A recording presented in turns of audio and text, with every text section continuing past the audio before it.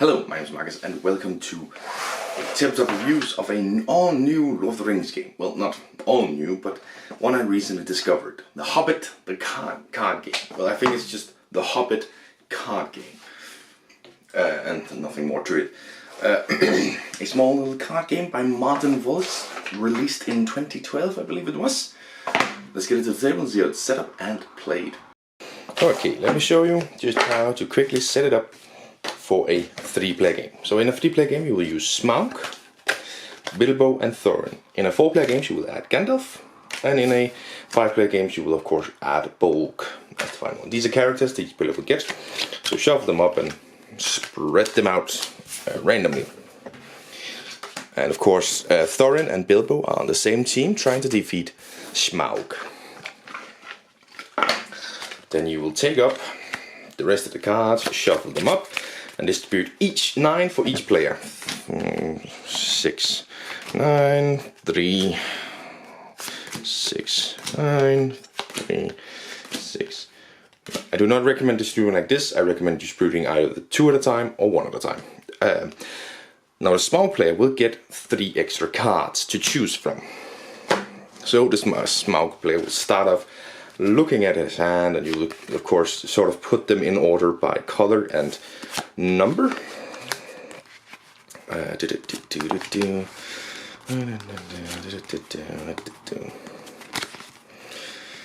the small player will have to remove 3 cards so that he has 9 cards, just like his opponents here. And a good idea is to get rid of a color entirely, because that way you can sort of distribute in a more way. But it's also a good idea for the small players to get rid of these stars here. So I would say for this one hand, let's get rid of all the yellow cards here. And now the small player has a starting hand here. Thorin will be first to throw a card out. And basically what the good guys are trying to do is give these white stars to Smaug. That damages Smaug 1 life. Each player has 2 lives. So if Smaug ends up, getting these 2, bam, Smaug will die at the end of the round. Once all 9 cards have been played, because Smaug can heal himself with this black symbol. So if he has a white star and this black symbol, it heals, it's thrown away. And at the same time, the black symbol is what damages Thorin and Bilbo. So if they have 2 of these ones, they die, and opposite works. The white star heals them. And the last thing to worry about. Holy crap, this is a terrible shuffle. Let me just, where was that? Is there a pipe symbol somewhere? There we go. This pipe symbol can be given to someone, and at the start of the next round they get an extra card to choose from. If there's another round. But Thorin will start by throwing out some kind of color. Now the purple are trump, so that means they always win. But maybe he starts out throwing this 3 because it has a white star. So it forces the other players to throw out a green card. So Smaug is in hand and he has a green 11, so he can force to throw that because it's only green. Bam. And let's see if Bilbo has any greens. So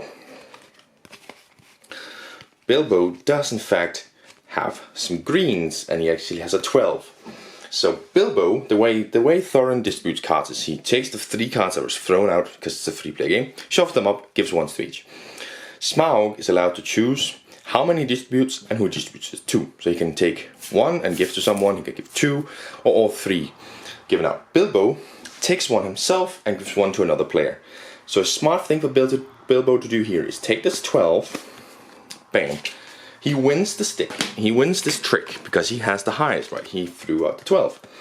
So he could take, for example, these 2. Give a white star to Smaug, and white star to himself, but he can't keep it, so it's thrown out. And now Bilbo, because he won it, he has to throw. And he might want to continue this way. He has a 9, with the white star on it, that's a good chance, because the only thing currently that could be in play is the 10, so it's a good chance he wins this one. And you see, well, Thorin does not have any green, so he could throw out whatever he wanted to. Now he has a lot of these black helmets, and he probably doesn't want that out, so he could throw out this 3. The 3 is purple, that's a trump. So even though the 9 is higher, the purple defeats it. So right now Thorin is leading with that purple 3. But at the same time you have a Smaug player here who has this 8 with a skull symbol on it. So he might throw out, because again he doesn't have any green, so he can throw out whatever he wants. So he might want to throw out that 8, winning this trick. And of course he can choose to distribute 1, 2 or 3 as he wants. And he probably just takes this one and gives it to Bilbo. So now Bilbo also has 8 damage. And now, I mean, I've lost track of which cards belong to who, and now Smaug has to throw. And maybe he chooses, I don't know what he chooses, the 3, whatever. But you go back and forth like this until all cards are played. If someone, let's say Bilbo, finishes with 2 skull symbols like this, Bilbo is now dead. But Smaug and Thorin, they may not have anything, but Thorin, maybe he got this one, which is a pipe symbol, when all 9 cards are thrown. So Bilbo is out, but Smaug and Thorin, they'll take the cards. Remember that Thorin had a pipe. Take all the cards, shuffle them up, distribute it out once again. But this time, of course, still 3, 6, 9, 3, 6, 9. This time, 3 extra for Smaug and 1 extra for Thorin. So once again, Thorin has a little bit of maneuverability now, as he can remove some of the black cards from the card draw. For example, this yellow one, that's a good one to throw. And then you just play again. At the end of this round, then, at the end of round 2, if Thorin survives, if both of them survive, the good guys win. If Thorin is defeated, Smaug wins. If Smaug is defeated, Thorin wins. After the first round, if both Thorin and Bilbo had been defeated, then of course Smaug would have won. And but if Smaug had been defeated, the Bilbo and Thorin would have won. In a 4-player game, just one of the Fellowship, not the Fellowship of course, this is not Lord of the Rings, but either Bilbo, Thorin or Gandalf, just one of them needs to be dead and Smaug to have survived for Smaug to win. If Smaug is defeated, of course they win. But in a 5-player game, it's the same rules. All of one side needs to be defeated for the game to end in round 1. And then in round 2, as long as the good guys have the same amount or more as the bad guys, they win. So for example, if this was how it looked at the end of round 2, the good guys would win. But if this was what it looked like, the bad guys would win. Yeah, so I think that's the quickest way I can explain the game, I think. Let's get back to the table. Alright, that is the setup and the gameplay of it. Of course, the setup is basically just shuffling cards and distributing them. And the gameplay is a simple enough trick-taking game with 5 colors and of course the 1 trump suit. And then the real fun of the game comes in the distribution, that was a difficult word, of the cards from the different players' wins and trying to, of course, defeat your opponents. One mistake we made at first was you could save up life, so you could shield yourself. You can't, obviously, as I will have corrected here. And that really does change it up, because a lot of times the Sauron player would sit there with like 5 shield and would just be like, well, the game's over. But in reality, he can't do that, so you can still attack quite faithfully. So it does change up the game, and I think makes it more interesting. I think the interesting part is that it has a rule for a second round. A lot of the time we would not get to a second round, and that's not just because of the shield thing. That's just a fact of the matter is that a lot of the time the game would be over in the first round. So, but I really enjoyed it. I mean, I enjoy trick taking. It's a fun mechanic, and that little addition of trying to defeat your opponent in that way, where you're sort of on the same team, but also you definitely just win tricks. Really interesting, a nice little change to a trick-taking game. But in the end, it's just a small box with a nice little trick-taking game. So yeah, component-wise, you have the cards, and they are not the best quality cards, I would have to say. I think they're very reminiscent of the early 2010s cards, where, you know, they were made to last, but they don't feel like high quality. But I think these cards will last for a little bit. Otherwise, I might have to sleep them or something. But other than that, the artwork of it is fantastic. It's a different artwork, and that's again a different thing, because really is only a modern thing. Games have their own artwork for it. A lot of the time it was the same artwork used by that Howard guy. I think, no, Howard Shaw is the one who made the theme. There's a guy who made artwork for it, and it's like the Lord of the Rings, the Surge, the Duel. Pretty sure Wolf of the Ring uses his sort of artwork for it.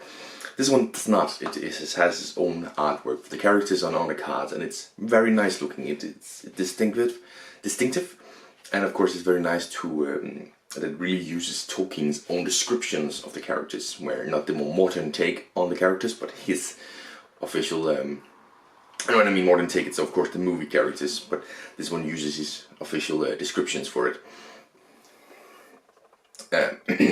So really awesome there. So does it apply to you? It says 30 minutes, 10 ages and up, 2 to 5 players.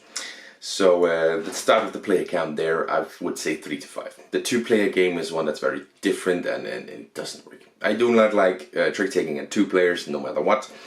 But especially the kind of changes that you have to do in such a thing like this. So 3 to 5, but it works pretty well at those player counts. It's fun. 10 and up, I guess, yeah. I mean, there's a trick taking, it should be easy enough. It's like, I think trick taking is the most known mechanic, just not that known as trick taking. Like, when I presented the game for my aunt, she was like, oh, it's like this game and this game. Yeah, it's exactly like all those games, like free. Yeah, the free. It's called in Danish. I don't know what it says. The one Whist and another one. Games that my family plays a lot. So trick taking is a commonly known one. So I think it's an easier thing to understand, but you do need to learn to play it a couple of times to fully understand it. So 10 and up is probably fairly accurate. 30 minutes. Usually when I disagree with something, it takes longer. This one is like, what? You can play around in 10 minutes and then it's over. I don't get why it's 30, it says 30 minutes. And I've read through the rules to be like, what have I done incorrectly for this to take 30 minutes? Just like, no, it doesn't take 30 minutes, it takes 10. Like, come on. Well, 15 if you play 2 rounds, but you usually won't. You usually finish in 1 round in like 10 minutes. It's such a short game. I don't understand why they say 30 minutes. Really don't. That's so weird to me. Because it's such a quick, short game that we played it a million fucking times. Well, I'll be uploading this one on Saturdays. In Wednesday's video of games I played in March, you'll hear how many times that one got played. But yeah. So my final score for this one is going to be an 8 out of 10. I love trick-taking games, I really do. And this one has a fun, interesting change to it. But I will say that it doesn't feel quite balanced, right? Like Lord of the Rings, the trick-taking game, I gave like a 10 or 2 or 9. Like really, really good game. This one fails a little bit because in a 3-player game, it feels like the smart player has the advantage. In a 4-player game, good guys has the advantage. In a 5-player games, it feels a little bit more equal, right? And that's why I bring it down, because, well, that would be an interesting, annoying way to play, right? In a 3-player game, sometimes the smart player's like, yes, I'm gonna win, almost. It doesn't happen every time. We have had good guys win in 3-player games as well. But it's just because of that I'm gonna put it down at an 8. It can't quite be that 9 or 10 because it has that change to it. But besides that, it is a really good game. It's a small box, little Tolkien universe game, and I'm absolutely going to be keeping this one in my collection. That was an actual short review for once. Thank you very much for watching, and I'll see you next one. Bye!